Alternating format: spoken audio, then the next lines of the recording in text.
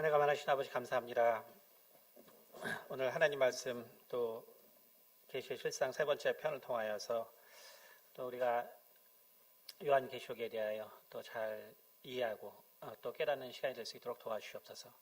오직 한 성령으로 말하고 듣는 귀한 시간으로 이끌어 주시옵나며 살아계신 우리 주 예수 그리스도를 받들어 기도드렸습니다. 아멘. 네.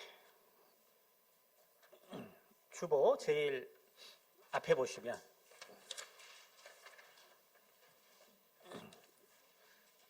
전쟁 대비 식량에 대해서 나와 있습니다. 네.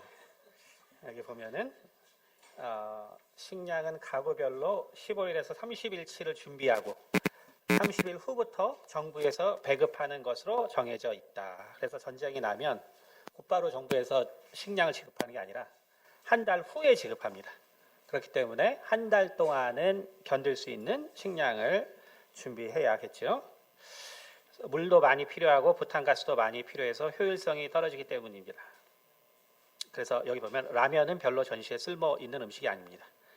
물도 많이 필요하고 부탄가스도 많이 필요해서 효율성이 떨어지기 때문입니다. 가장 좋은 비상식량은 등산 갈 때 챙기는 것처럼 챙기는 것. 초코바, 육포, 견과류, 고열량 대비 가벼운 음식이 좋다. 전투식량은 민간인도 구입할 수 있다고 한다. 기타 필요한 물품으로는 신분증, 집문서, 여권 등은 미리 사본 만들어 놓아 챙기고 비상약품, 라디오, 라이터, 지도, 휴대용 전 등을 챙겨야 한다. 그래서 현재 미국과 한국에서 얼마 전에 협의된 걸로 보면은 일단 선제 타격은 배제한다라고 얘기를 했었는데 지난주죠. 다만 ICBM 테스트를 하지 않는 경우에 북한 하고 있어요. 근데 문제는 북한은 이제 또 다른 이제 핵 실험을 지금 계획하고 있습니다. 그래서 어쨌든 간에 앞으로 두 달이 가장 위험한 때이기 때문에 여러분이 기도로 준비하고 또 항상 물을 받아 두세요. 언젠가는 반드시 효용일 테니까 물을 꼭 받아 두셔야 합니다. 그래서 우리가 이제 요한계시록을 그런 겸사겸사해서 보고 있습니다. 보면은 이제 그 주제에 맞는 그림을 제가 여기다가 지금 올려놓고 있습니다. 그래서 이번에는 사실 오늘까지만 여러분이 잘 들으시면은 요한계시록에서 헷갈리는 부분은 사실은 이제 다 정리가 됩니다. 여기 보면은 우리가 하나님 말씀 요한계시록 13장 한번 보겠습니다. 요한계시록 13장 요한계시록 13장 말씀입니다.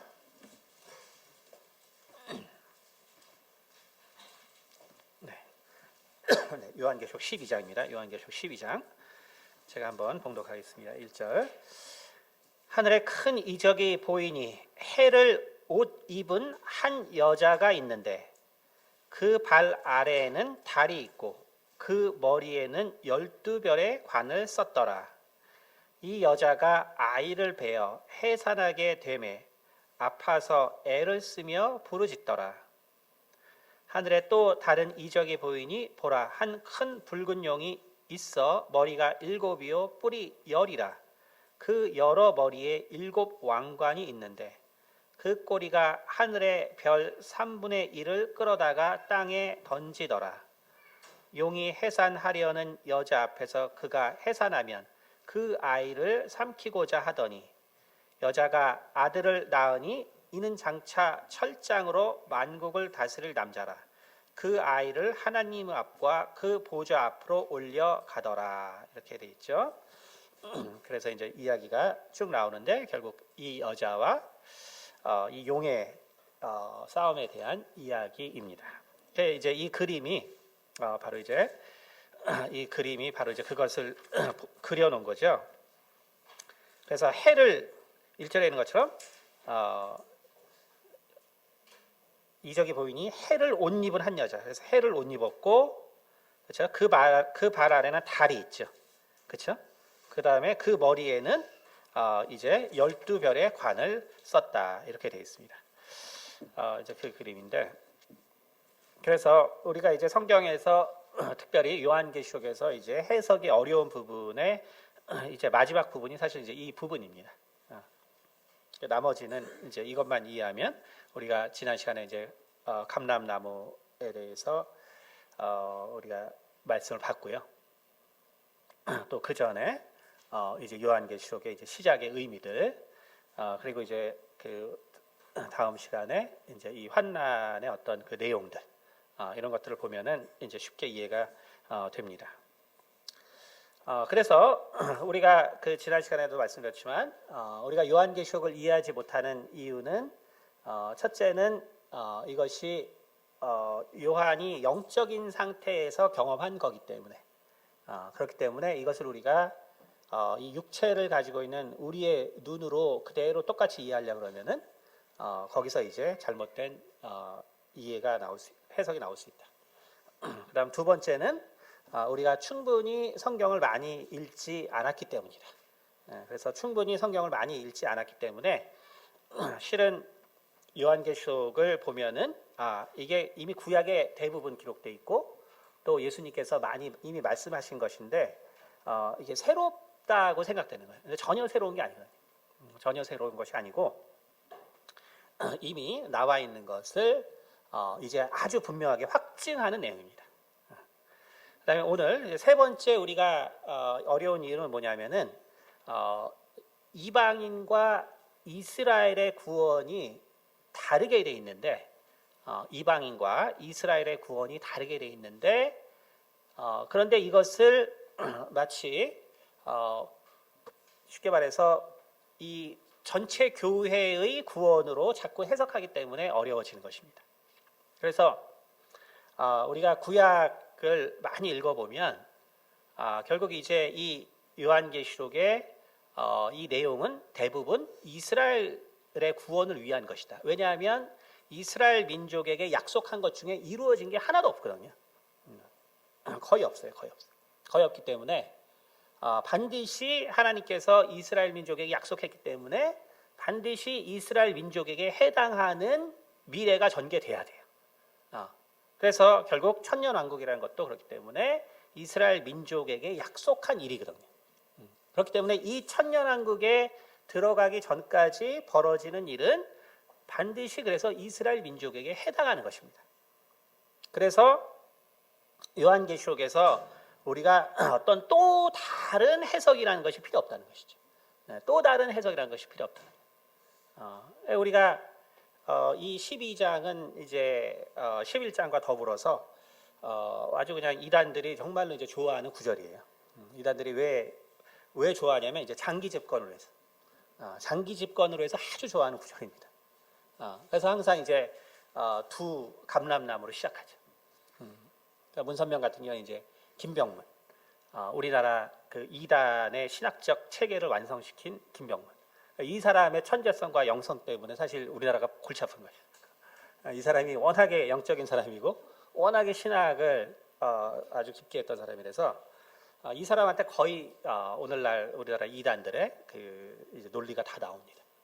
그래서 김병문이 말한 것만 이해하면 뭐 통일교부터 시작해서 뭐 정명석 그 다음에 이만희, 유재열 말한 걸 다 이해할 수 있어요. 거기서 다 나온 거거든요. 그러니까 그 첫째 감람나무가 바로 김병문. 그 다음에 이제 둘째 감람나무가 이제 문선명 이렇게 되죠. 그럼 벌써 이제 2대를 하는 거죠, 그렇죠? 2대를 하는 건데, 근데 항상 보면 이제 남자가 그렇죠? 지금도 예를 들면 이제 신천지 같은 경우는 이제 유재열, 그 다음에 이제 이만희. 항상 이제 남자들이 시작하는데 이 사람들이 이제 잘 하고 나서는 결국 어떻게 되냐면 이제 나이가 들죠. 나이가 들어, 그렇죠?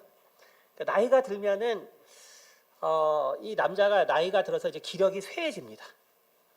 그럼 옆에서 누가 보조를 해야 될까요? 남자가 나이가 들면 누군가가 보조를 해야 되는데 문제는 이제 이 많은 쉽게 말해서 이 성도들과 이 미혹에 빠진 사람들과 그 다음에 많은 또 그 헌금들 엄청나게 많은 돈들이 있거든요. 이걸 갖다가 이제 누군가가 이제 관리를 해야 되는데 과연 누가 관리하냐 이거죠. 결국 누가 관리하게 되냐면 대부분 이제 젊은 부인이 하게 됩니다. 대부분 젊은 부인. 일반적으로 이제 이분들의 특징이 참 오래 살아요. 건강하게.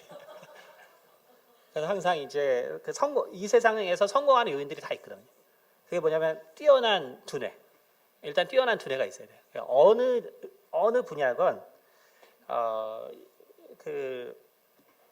어느 분야건 이 뛰어난 머리가 있어야 됩니다. 그래서 예를 들어서 우리나라 이 관리들 중에서 사실 1, 2급에 오른 분들, 1, 2급에 오른 분들은 실제로는 아주 뛰어난 사람들이에요.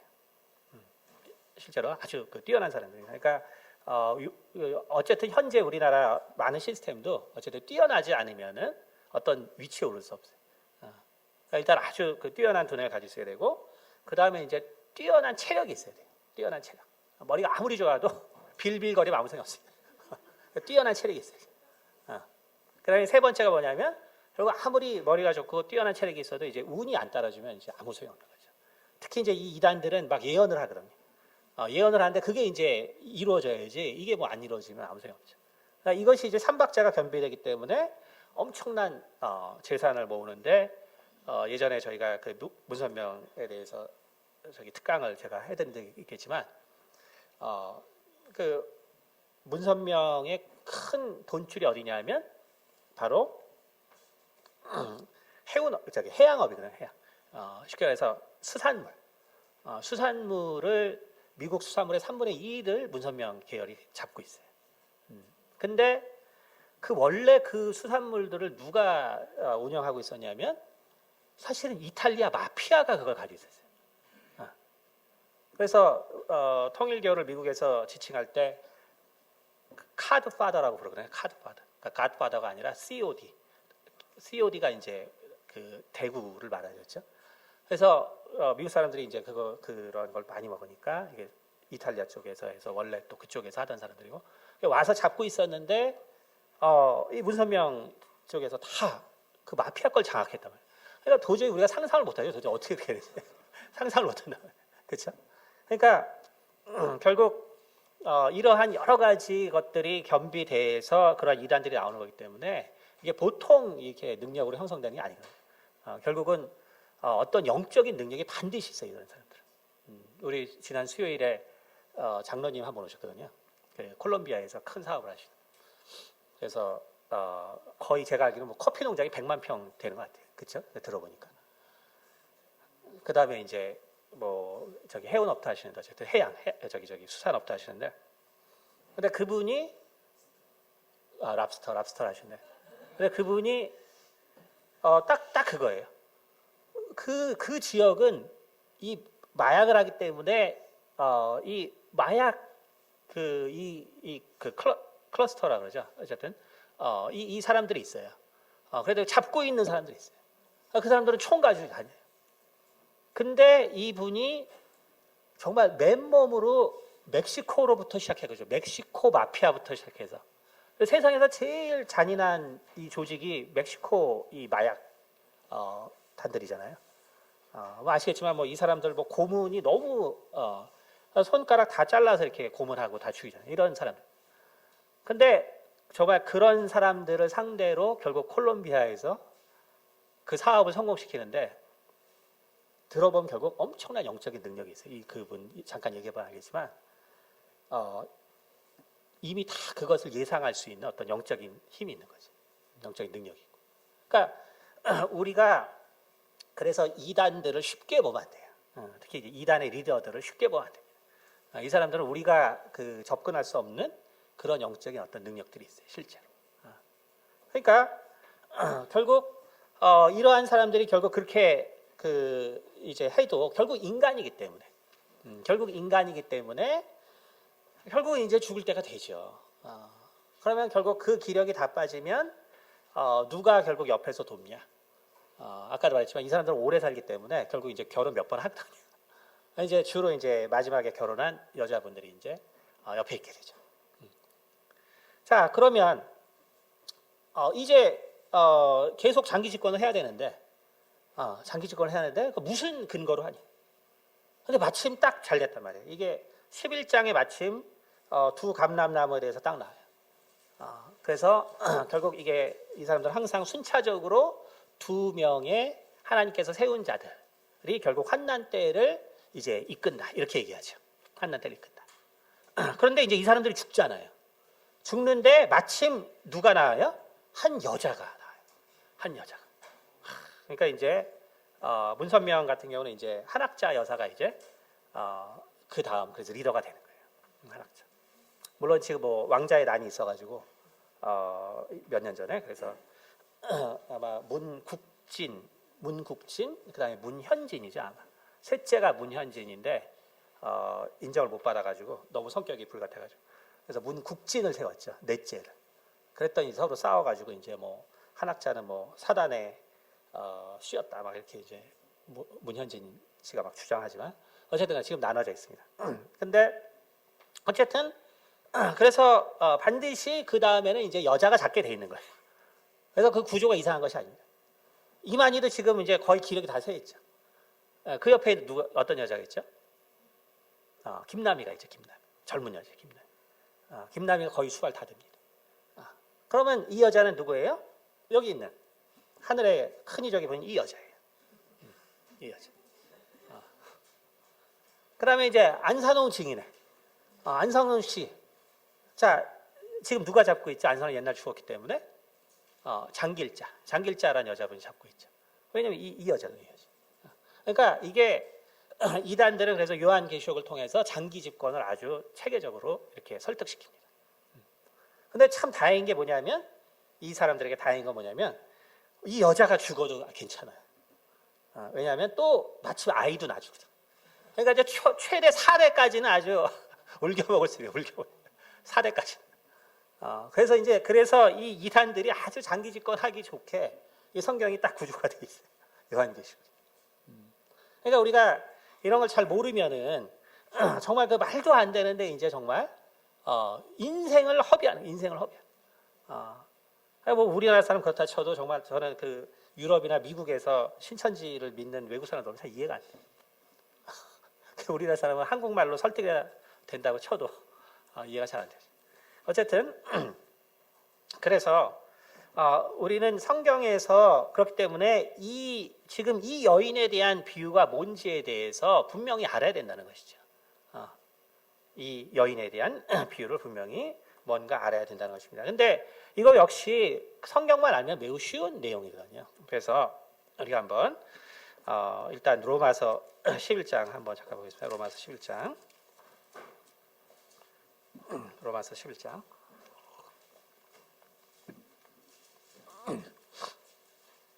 로마서 11장 13절. 내가 이방인인 너희에게 말하노라. 내가 이방인의 사도인 만큼 내 직분을 영광스럽게 여기노니 이는 혹 내 고륙을 아무쪼록 시기하게 하여 그들 중에서 얼마를 구원하려 함이라. 그렇죠? 내 고륙을 아무쪼록 시기하여 그들 중에 얼마를 구원하려 함이라. 그들을 버리는 것이 세상의 화목이 되거든 그 받아들이는 것이 죽은 자 가운데서 살아나는 것이 아니면 무엇이리요. 그렇죠? 그래서 이제 이방인들의 구원이 있고, 근데 그들을 통해서 이제 시기나게 해서 그래서 이제 이스라엘 민족도 구원을 해야 될 때가 반드시 있어요.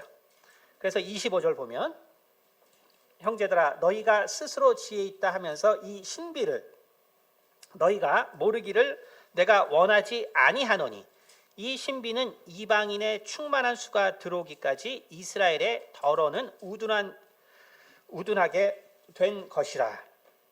그렇죠? 그리하여 온 이스라엘이 구원을 받으리라. 기록된 바 구원자가 시온에서 오사 야곱에게서 경건하지 않은 것을 돌이키겠고 내가 그들의 죄를 없이 할 때에 그들에게 이루어질 내 언약이 이것이라 함과 같으니라. 그렇죠? 그래서 뭐라 그러냐면은 이방인의 충만한 수가 들어오기까지는 이스라엘의 구원이 잠시 제한되어 있어요. 그러나 오늘 바울이 지금 이제 이사야서를 인용한 것처럼 구원자가 시온에서 오사 야곱에게서 경건하지 않은 것을 돌이키시겠고 내가 그들의 죄를 없이 할 때에 그들에게 이루어질 내 언약이 이것이라. 그래서 결국은 우리가 이 구절이 예수 그리스도에 대한 예언이지만 그러나 초림과 재림에 대한 예언이 다 같이 있어요. 우리가 그래서 한 가지 여기서 분명히 알아야 될 사실이 뭐냐면 우리가 알고 있는 예수님에 대한 구약의 많은 예언은 실은 초림과 재림에 대한 내용이 동시에 있는데 우리가 자꾸 그것을 초림에 대한 내용으로만 이해하고 끝나기 때문에 요한계시록에 가서는 좀 많이 어려워집니다. 그래서 그것을 우리가 이해해야 합니다. 그래서 예수님께서 이제 이것을 의도적으로 이 말씀들을 사용하시거든요. 그래서 우리가 한번 예수님께서 어떻게 썼는지 보겠습니다. 누가복음 4장. 누가복음 4장 보면은 이사야서 61장을 인용하시면서 16장에 예수님께서 이렇게 말씀하십니다. 예수께서 그 자라나신 곳 나사렛에 이르사 안식에 늘 하시던 대로 회당에 들어가서 성경을 읽으시려고 서심해 선지자 이사야 글을 드리거늘 책을 펴서 이렇게 기록된 데를 찾으시니 곧 주의 성령이 내게 임하셨으니 이는 가난한 자에게 복음을 전하게 하시려고 내게 기름을 부으시고 나를 보내사 포로된 자에게 자유를 눈먼 자에게 다시 보게 함을 전파하며 눌린 자를 자유롭게 하고 주의 은혜의 해를 전파하게 하려 하심이라. 이렇게 돼 있죠. 그러니까 예수님이 이렇게만 딱 정했단 말이에요. 왜냐하면 이제 의도적으로, 왜냐하면 초림으로 오셨기 때문에 그래요. 예? 그러나 우리가 원래 이사야서 61장을 가면 어떻게 기록되어 있나 보겠습니다. 이사야서 61장 1절에 보면은 제가 봉독해 드리겠습니다. 주 여호와의 영이 내게 내리셨으니 이는 여호와께서 내게 기름을 부으사 가난한 자에게 아름다운 소식을 전하게 하려 하심이라. 나를 보내사 마음이 상한 자를 고치며 포로된 자에게 자유를 갇힌 자에게 노임을 선포하며 여호와의 은혜의 해와 우리 하나님의 보복의 날을 선포하여 모든 슬픈 자를 위로하되. 이렇게 돼 있죠. 그러니까 예수님이 의도적으로 여호와의 은혜의 해, 다시 말해서 희년만을 선포했단 말이에요. 근데 실은 그게 아니라 항상 이 메시아에 대한 예언은 초림과 재림이 항상 같이 있기 때문에 그게 항상 같이 있어요. 그래서 예수님이 이제 이걸 구별해 주신 거죠. 원문은 그러나 원래는 여호와의 은혜의 해와 우리 하나님의 보복의 날, 그래 리벤지라 그러죠. 그래서 보복의 날을 선포하며 이렇게 되기 때문에 실은 예수님께서 다시 이제 오셔야 되죠. 다시 오셔야 되죠. 그렇죠? 사실은 그래서 우리가 그냥 흔히 쉽게 아는 구절들도 우리가 흔히 말해서 쉽게 아는 구절들도 결국은 이것이 성취가 돼야지만 일어나는 거예요. 성취가 돼야지. 다시 말해서 예수님께서 다시 오셔야지만 이게 완성이 된다는 것을 우리가 꼭 생각해야 됩니다. 그래서 흔히 구약을 읽을 때 사람들이 많이 어려워하는 게 뭐냐면 도대체 우리를 심판하겠다는 건지 우리를 구원하겠다는 건지 잘 모른단 말이에요. 그래서 어느 구절에는 막 심판을 얘기하다가 어느 구절에는 또 막 돌이키겠다가 어느 구절에는 또 막 세상을 이제 심판하겠다고 하셨다가. 근데 이게 뭐냐면은 이 당시의 문제와 세상의 마지막을 항상 섞어놨기 때문에 그런 것이죠. 그래서 국소적으로는 항상 심판이 있습니다. 우리가 전쟁이 있다면 이 나라의 전쟁이 이제 앞으로 있게 된다면 그거는 또 다른 이제 국소적인 심판이죠. 국소적인 심판. 그래서 하나님이 내 백성을 내가 책망하고 내 백성을 내가 징계하고 이제 이 얘기가 나오는 거예요. 근데 좀 있으면 어떻게 되냐면 근데 그들의 마음을 돌이키고 그래서 항상 이제 그들의 마음을 새롭게 하고 그건 이제 예수님의 초림을 얘기하는 거거든요. 그러니까 전체적인 이제 마지막을 계획하신다. 그리고 그래서 우리의 마음을 돌이키고는 꼭 뭐 하시냐면 세상을 심판하신단 말이에요. 그래서 이제 마지막이 나오는 거죠. 그러니까 이거를 요 구조를 이제 이해하시면은 이제 그 구약이 별로 안 어렵거든요. 근데 이걸 다 따로 놓고 보면은 아주 어려워집니다. 그러나 이것이 항상 이렇게 붙어서 나온다 라는 것을 이해하시면 훨씬 쉽습니다. 그래서 우리가 아주 쉬운 구절 하나만 좀 보면은, 예를 들어 우리가 아주 잘 보는 그 미가서 같은 경우도 제가 미가서 5장을 한번 읽어드리겠습니다. 그래서 5장 2절, 베들레헴 에브라다야 너는 유다 족속 중에 작을지라도 이스라엘을 다스릴 자가 내게서 내게로 나올 것이다. 그의 근본은 상고의 영원에 있느니라. 그러므로 여인이 해산하기까지 그들을 붙여 두시겠고 그 후에는 그의 형제 가운데 남은 자가 이스라엘 자손에게로 돌아오리니. 이런 식으로 나와 있어요. 그렇죠? 그러니까 항상 보면은 이제 예수님께서 하나님으로서 이 땅에 오시는데, 그렇죠? 오시는데 아직 이루어지지 않은 일들이 있단 말이에요. 그래서 우리가 쭉 연결해서 생각해 보면 이제 쭉 나오지만, 항상 예수님의 그래서 재림, 초림이 아니라 재림은 항상 뭐라고 되냐면, 그러므로 여인이 해산하기까지 그들을 붙여두시겠고 그 후에는 그의 형제 가운데에 남은 자가 이스라엘 자손에게로 돌아오리니. 그래서 이스라엘 민족이 다 회복돼야 될 때가 있는데, 항상 성경은 뭐로 비유하고 있냐면요, 여인의 해산이란 말을 매우 자주 기록하고 있습니다. 여인의 해산, 여인의 해산. 그래서 우리가 예레미야서 보겠습니다. 예레미야서 31장입니다. 예레미야서 31장. 예레미야서 31장. 성경이 많기 때문에 제가 뭐 다는 못 찾고 조금씩만 보겠습니다. 31장 31절 말씀. 여호와의 말씀이니라. 보라, 날이 이르리니 내가 이스라엘 집과 유다 집에 새 언약을 맺으리라. 이 언약은 내가 그들의 조상들의 손을 잡고 애굽 땅에서 인도하여 내던 날에 맺은 것과 같이 아니할 것은, 내가 그들의 남편이 되었어도 그들이 내 언약을 깨뜨렸음이라. 여호와의 말씀이니라. 그러나 그날 후에 내가 이스라엘 집과 맺을 언약은 이러하니, 곧 내가 나의 법을 그들의 속에 두며 그들의 마음에 기록하여 나는 그들의 하나님이 되고 그들은 내 백성이 될 것이라. 여호와의 말씀이니라. 그렇죠? 그래서 34절, 그들이 다시는 각기 이웃과 형제를 가르쳐 이르기를 너는 여호와를 알라 하지 아니하리니 이는 작은 자로부터 큰 자까지 다 나를 알기 때문이라. 내가 그들의 악행을 사하고 다시는 그 죄를 기억하지 아니하리라. 여호와의 말씀이니라. 그렇죠?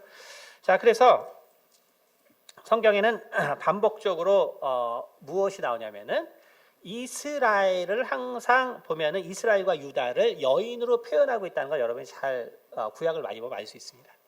그래서 호세아서의 호세아의 부인도 고멜도 결국은 여인으로 표시되죠.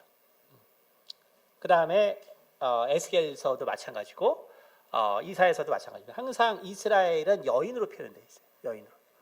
그렇기 때문에 하나님께서 항상 이스라엘에게 임할 고통은, 그래서 뭐로 비유하냐면은 여인의 출산으로 비유합니다. 그래서 항상 하나님께서 이스라엘이 당할 고통을 뭘로 표현하면은 여인의 출산으로 비유해요. 출산의 고통으로. 그래서 예레미야 4장 한번 보면서, 예레미야 4장 31절. 내가 소리를 들은즉 여인의 해산하는 소리 같고 초산하는 자의 고통하는 소리 같으니 이는 시온의 딸의 소리라. 그렇죠? 그가 헐떡이며 그의 손을 펴고 이르기를 내게 화가 있도다. 죽이는 자로 말미암아 나의 심령이 피곤하도다 하는도다. 그래서 뭐 이거 너무 많기 때문에 지금 우리가 설교 시간이니까 뭐 이걸 볼 수 없고, 여러분이 알아야 될 건 뭐냐면은, 그래서 항상 보면은 하나님께서 이스라엘은 특별히 여인으로서 표현하는 것을 많이 볼 수 있어요. 여인으로 표현하고 있습니다. 그래서 이 여인에게 심판이 뭐냐면 바로 그 심판의 고통을 이 출산의 고통으로 항상 비유하고 있어요. 영어로 이제 팽이라고 PANG를 쓰죠. 팽. 그래서 항상 이 출산의 고통을 그렇게 표현하고 있습니다. 그래서 바로 이 고통이 있는데, 근데 또 예레미야 30장이나 이제 이런 데 쭉 나오지만 이 고통은 결국 뭐랑 연결되어 있냐면 결국은 하나님께서 그럼 그 고통을 주고 끝내는 게 아니라 바로 새로운 이 출산의 고통을 잊기 위해서는 아이가 이제 있어야 되거든요. 그래서 바로 이 해산하는 여인에게서 얻은 아이가 바로 새 언약이다라고 기록하고 있고 그 아이가 결국은 사단의 권세를 바로 무너뜨릴 아이로 기록하고 있습니다. 다시 말해서 요한계시록의 이 마지막은 그렇기 때문에 창세기 3장에 나와 있는 결국 예언인데 결국은 여인의 후손이 결국 뱀의 머리를 결국 상하게 하는 것인데, 그렇죠? 상하게 하는 것인데 예수님이 초림해서 왔지만 그러나 아직 사단의 머리가 완전히 다 부서진 건 아니죠. 왜냐하면 선언은 됐어요.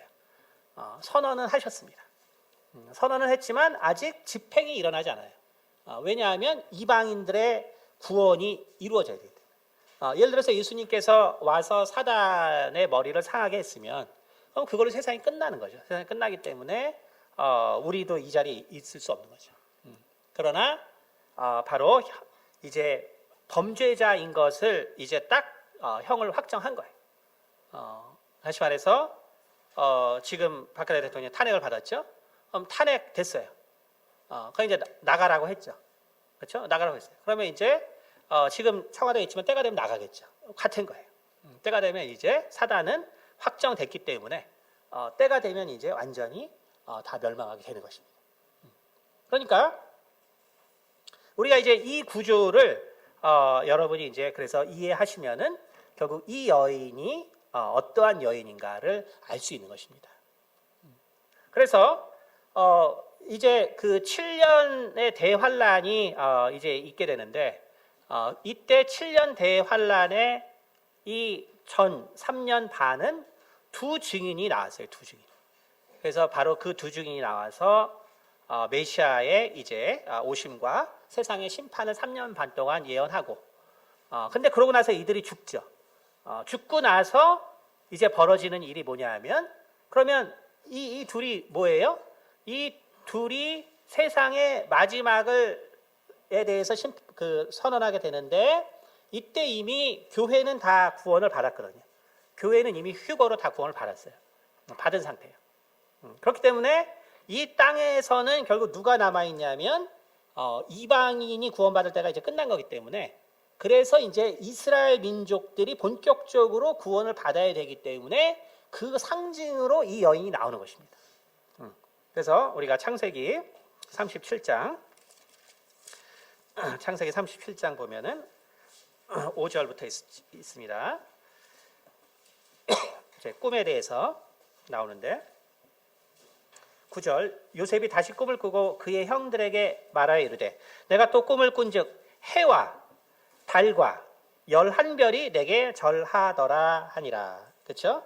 그러니까 여기서 해는 야곱을 얘기하죠. 야곱을 얘기하고요. 달은 라헬이 죽었기 때문에 이제 리브가를 상징하고 있습니다. 그러니까 결국 뭐냐면은 그리고 별은 아들들을 말하죠.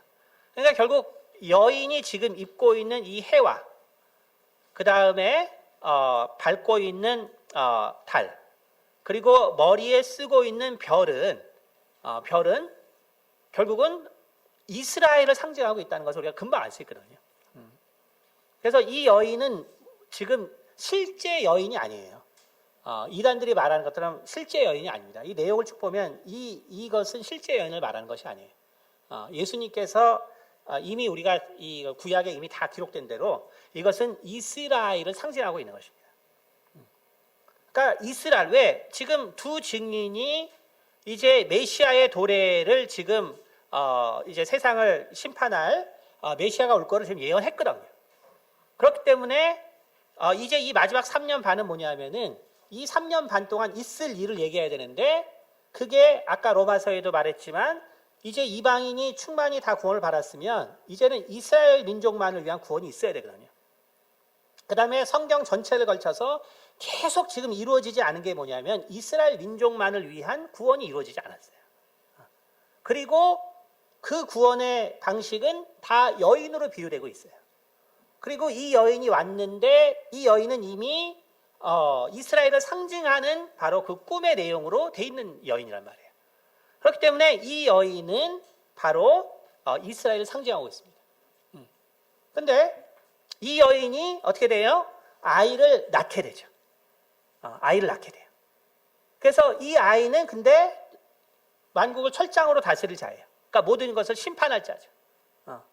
심판할 자고 결국 이 아이를 통해서 구원을 받는다는 거 뭐냐면, 근데 이 아이는 누구예요? 예수 그리스도죠. 그러면 예수 그리스도가 또 다시 태어나나요? 그러지 않거든요. 그렇지 않기 때문에 이 여인에 대한 비유는 이건 실상이 아니라 비유예요. 그래서 한학자나 김남희처럼 실제 인물이 될 수가 없는 거고, 이거는 비유가 되는 거예요. 비유가 되고, 그런데 왜 그러면 그 아이냐? 이스라엘 민족에게 있어서는 아까 우리가 예레미야서 읽은 것처럼 새 언약이 주어져야 되거든요. 새 언약이. 새 언약이 주어져야 돼요. 근데 새 언약이 주어지면서 어떻게 돼야 돼요? 창세기에 기록된 여인의 후손이 뱀의 머리를 이제 상하게 할 자가 또 나와야 돼요. 그래서 모든 것이 결국 뭐냐 하면은 이 아이에게 초점이 맞춰져 있는데, 이 아이는 결국 이스라엘 민족을 결국은 이 사단의 권세로부터 구원할 자, 바로 누구냐면 예수 그리스도인 것이죠. 그렇기 때문에 성경은 이 요한계시록을 통해서 성경이 얘기해 주려고 하는 것은 어떤 새로운 비밀을 얘기해 주려고 하는 것이 아니라 어떻게 예수를 통해서 모든 구원이 완성될 것인가, 어떻게 예수를 통해서 모든 자들의 구원이 예언된 대로 완성될 것인가를 얘기해 주고 있는 것입니다. 그래서 우리가 다시 한번 요한계시록 이제 이 말을 우리가 생각해 보면서 한번 다시 보겠습니다. 요한계시록 12장 1절. 하늘에 큰 이적이 보이니 해를 옷 입은 한 여자가 있는데 그 발 아래에는 달이 있고 그 머리에는 12별의 관을 썼더라. 그래서 그럼 왜 또 하필 달이 발 아래에 있느냐? 이거는 출산을 앞두고 있는 것을 상징하고 있어요. 그걸 상징하고 있기 때문에 그렇습니다. 이 여자가 아이를 베어 해산하게 되매 아파서 애를 쓰며 부르짖더라. 그래서 결국 여기서 아픈 것은 뭐냐 하면 결국 이스라엘 민족이 이 환난을 겪을 것을 얘기하고 있는 거예요. 이 3년 반에 이 환난을 받을 것을 미리 예언하고 있는 것입니다. 그래서 왜냐하면 이스라엘 민족은 어쨌든 예수 그리스도를 죽이고 믿지 않죠. 믿지 않았기 때문에 결국은 그들의 마음을 굳게 하고 그들의 마음을 닫아서 결국 하나님을 대적한 것에 대한 그 심판이 있어야 되는 것이죠. 그것이 바로 이 3년 반의 본격적인 환난이에요. 이스라엘 민족에 대한 본격적인 환난입니다. 그래서 이 환난이 바로 이 여인의 고통으로 표현이 되고 있는 것이죠. 근데 그렇게 그 고통으로 이스라엘 민족이 망하는 것이 아니라, 그러나 그것을 견디고 나면 그러면 결국 아이를 낳게 돼서 새로운 언약으로 구원받을 수 있는 길이 열리는 것이죠. 그래서 이 여자가 아이를 베어 해산하게 되매 아파서 애를 쓰며 부르짖더라. 하늘에 또 다른 이적이 보이니 보라, 한 큰 붉은 용이 있어 머리가 7이요 뿔이 10이라. 그 여러 머리에 7 왕관이 있는데 그 꼬리가 하늘의 별 3분의 1을 끌어다가 땅에 던지더라. 용이 해산하려는 여자 앞에서 그가 해산하면 그 아이를 삼키고자 하더니 여자가 아들을 낳으니 이는 장차 철장으로 만국을 다스릴 남자라. 그 아이를 하나님 앞과 그 보좌 앞으로 올려가더라. 그 여자가 광야로 도망가면, 그러니까 결국 하나님 앞으로 올려갔죠. 그것은 뭐냐면 결국은 이 여인은 이스라엘을 상징하기 때문에 예수 그리스도는 결국 다윗의 후손으로 오셔서 결국 하나님의 보좌의 우편에 앉게 되시거든요. 결국 이 여자가 그 역할을 사실 해준 것이죠.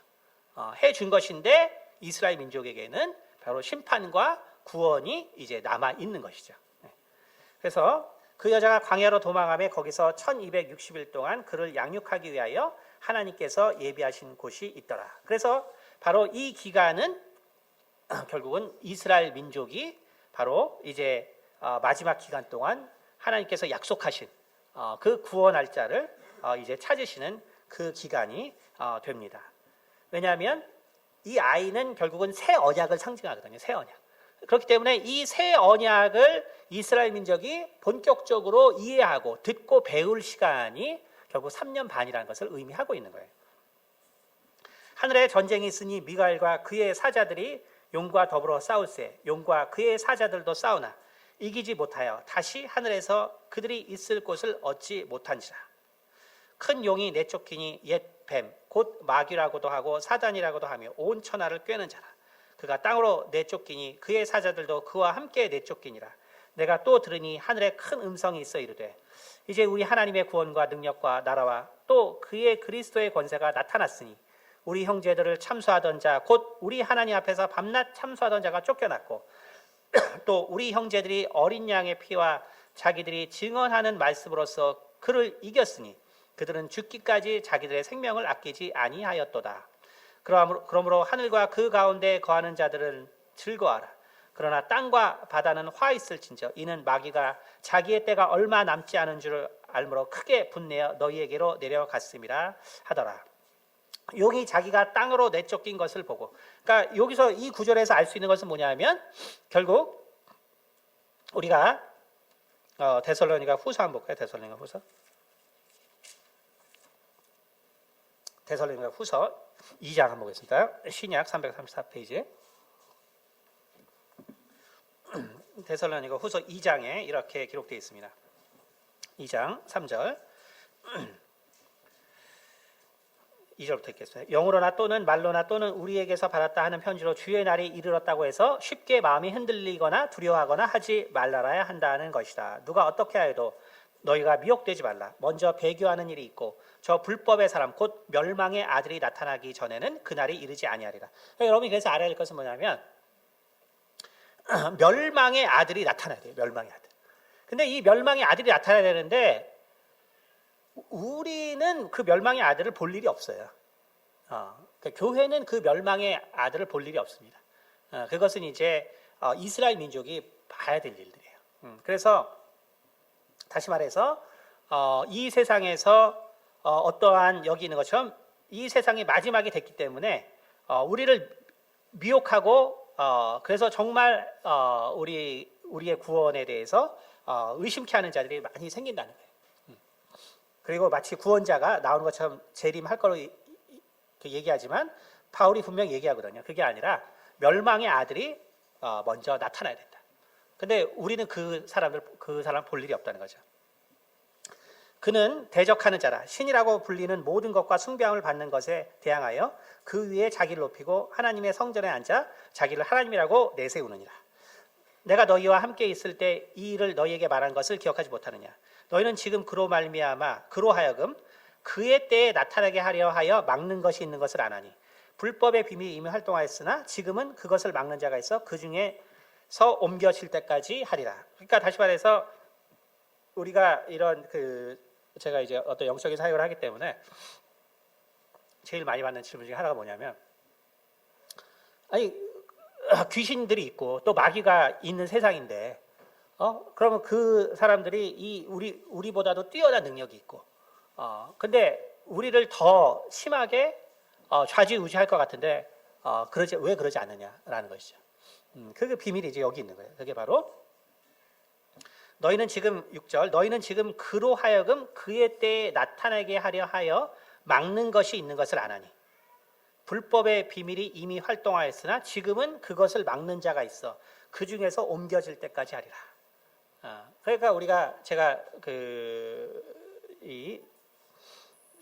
요즘 이제 특강에서 다시 한번 하고 있지만 우리가 이 영적 존재랑 인간이 접촉할 수 있는 방법은 전자기력을 통해서만 접촉을 한다고 말씀드렸어요. 그렇죠? 그러니까 순간적으로만 접촉이 가능해요.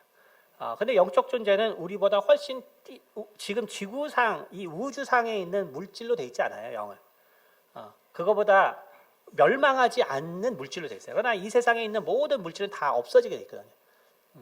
그러나 영은 그렇지 않아요. 영은 그렇지 않아요.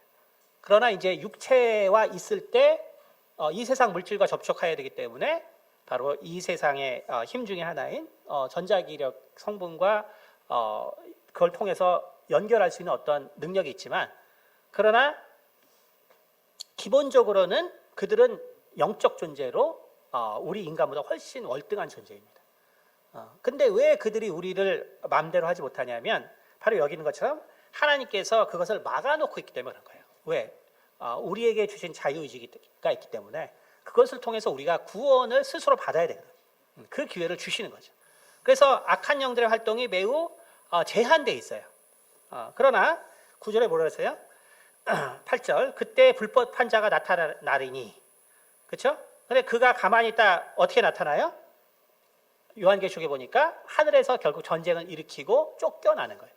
쫓겨나서 본격적으로 이 땅에 나타나죠. 그러면 그들이 나타났을 때는 이제 이 지구상에서 사람들은 그걸 통제할 수 있는 방법이 없죠. 그러니까 결국 대환란이 하나님께서 진행하는데, 그 환란은 그렇기 때문에 믿지 않는 자들에 대한 심판이기도 하지만, 그러나 또 이 땅에 떨어진 악한 영들에 대한 심판이 그래서 마지막 3년 반에는 본격적으로 일어나는 것입니다. 그래서 바로 믿지 않는 자들에 대한 어떤 심판만이 아니에요. 바로 이런 악한 영들에 대한 그들의 본거지가 이제 없어지는 그러한 심판이 동시에 진행되는 것입니다. 그래서 8절 보면 그때 불법한 자가 나타나리니 주 예수께서 그 입의 기운으로 그를 죽이시고 강림하여 나타나심으로 패하시니라. 그러나 주님께서 오시면은 뭐 싸울 그것도 없는 것이죠. 그렇죠? 비교가 안 되는 존재이기 때문에 우리 주님과는. 그래서 악한 자의 나타남은 사탄의 활동을 따라 모든 능력과 표적과 거짓 기적과 불의의 모든 속임으로 멸망하는 자들에게 있으리니 이는 그들이 진리의 사랑을 받지 아니하여 구원함을 받지 못함이라. 이러므로 하나님이 미혹의 역사를 그들에게 보내사 거짓 것을 믿게 하심은 진리를 믿지 않고 불의를 좋아하는 모든 자들로 하여금 심판을 받게 하려 하심이라. 그렇죠? 자, 그래서 다시 이제 요한계시록 12장 13절 보면 용이 자기가 땅으로 내쫓긴 것을 보고 남자를 낳은 여자를 박해하는지라. 그래서 이것은 결국 마지막으로 이제 이스라엘을 박해하는 거예요. 그래서 하늘에서 여태까지 막는 것이 있어서 이 땅을 마음대로 못했다가 그들이 결국 하늘에서 전쟁에서 짐으로써 이 땅에 내려오고, 그래서 본격적으로 이제 남은 이스라엘 민족을 멸망시키려고 하는데 하나님은 이스라엘 민족을 구원하기로 예전에 약속을 하셨거든요. 그렇기 때문에 그들을 구원하기 위해서 하나님께서 반드시 돕게 돼 있는 것이죠. 그래서 14절, 그 여자가 큰 독수리의 두 날개를 받아 광야 자기 곳으로 날아가 거기서 그 뱀의 낯을 피하여 한 때와 두 때와 반 때를 양육받음에. 그래서 이제 이스라엘 구원받을 이스라엘 자들이, 그리고 이들은 이제 나중에 천년왕국의 이제 리더들이 되는 거죠. 그래서 이스라엘 민족만을 위한 천년왕국이 이제 뒤에 또 나오게 됩니다.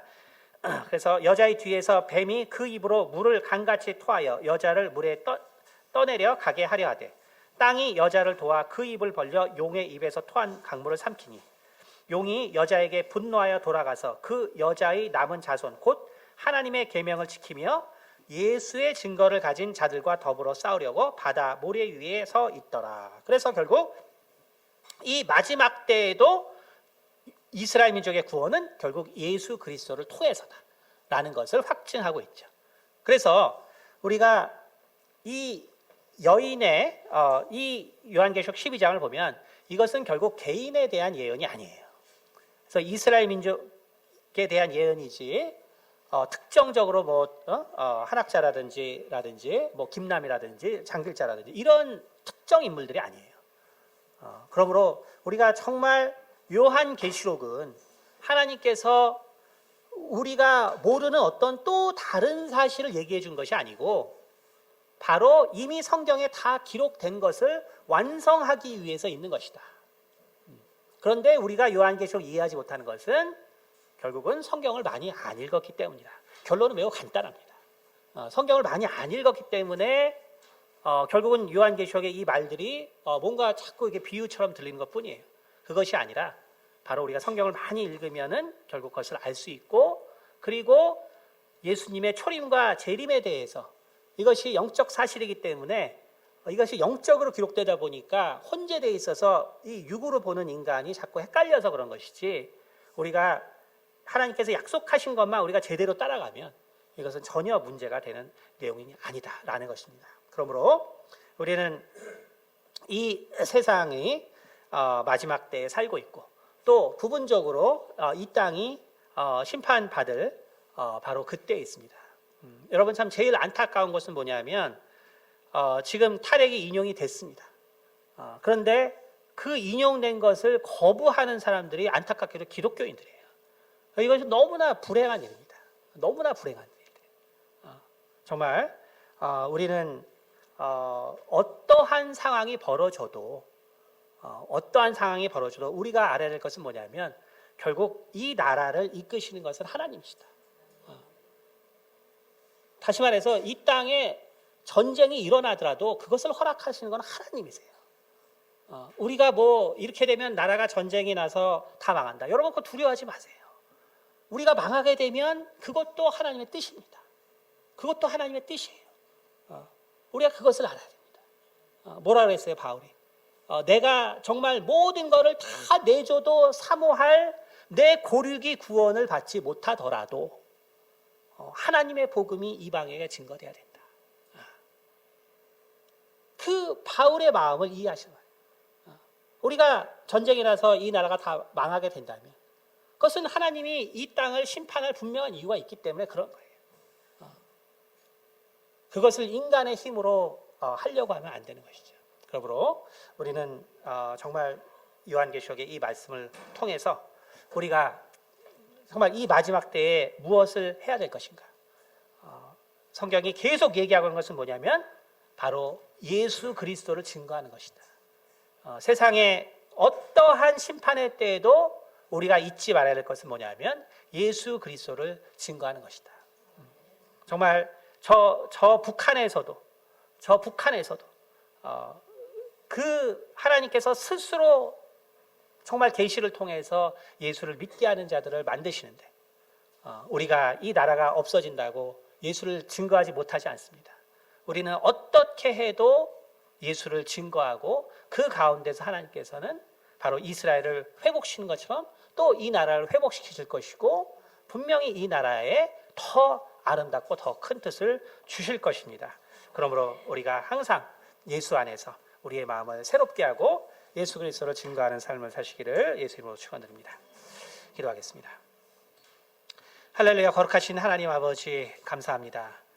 오늘 이 여인의 계시를 통하여서 또한 이스라엘 민족을 구원하실 하나님의 뜻을 아버지 우리가 또한 살펴보았습니다. 주님, 결코 당신께서 택한 자를 버리지 아니하시고 결코 당신께서 택한 자를 잊지 아니하시는 하나님이 있으시기에 비록 이 나라가 지금 혼란하고 또 전쟁의 위기가 있을지라도 당신께서 이 세우신 이 나라, 이 국민들을 당신께서 반드시 기억하여 주실 것이며 또한 당신께서 참으로 이 세상에 복음을 증거하기 위하여 택한 이 나라의 정말 기독교인들을 당신께서 반드시 지켜주시고 또 정말 우리들을 통하여 더 많은 일을 이룰 것을 믿습니다.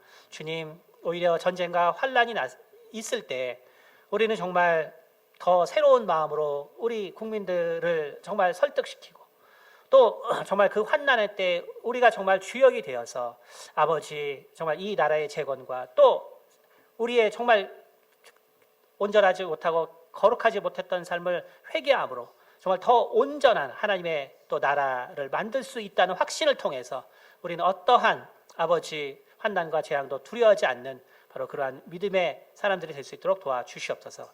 감사드리며 살아계신 우리 주 예수 그리스도를 받들어 기도드렸습니다. 아멘.